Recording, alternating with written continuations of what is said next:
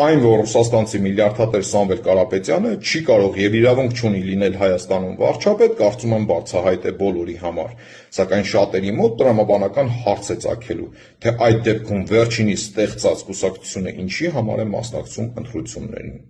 Իրականում այս հարցի պատասխանը շատ պարզ ու հստակ է, որպեսզի խաբեությամբ կորզած իրենց ձայներով հետագայում աջակցեն ընդդիմության առաջնորդներից որևիցե մեկին, օրինակ Ռոբերտ Քոչարյանին, իրենից ուժեղ ու անպարտելի կերպար կերտած Ռոբերտ Քոչարյանին, սատկած առյուծ թամբող Ռոբերտ Քոչարյանին,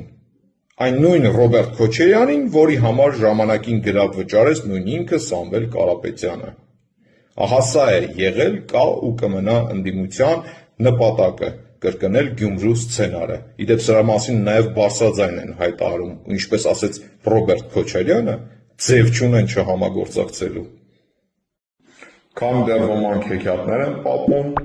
խոստանում են, թե կգան, կփրկեն, կշենացնեն, կկառուցեն երկիրը,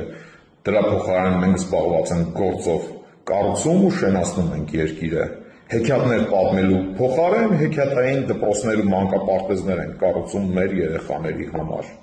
Ձեզ եմ ներկայացնելու Աստղաձորի մեր կառուցած հեքիաթային մանկապարտեզը։ Իդեպ պետք է հայտնեմ, որ Աստղաձորն իր պատմության մեջ առաջին անգամ ունի մանկապարտեզ։ Բարով վայելեք, սիրելի հայրենակիցներ։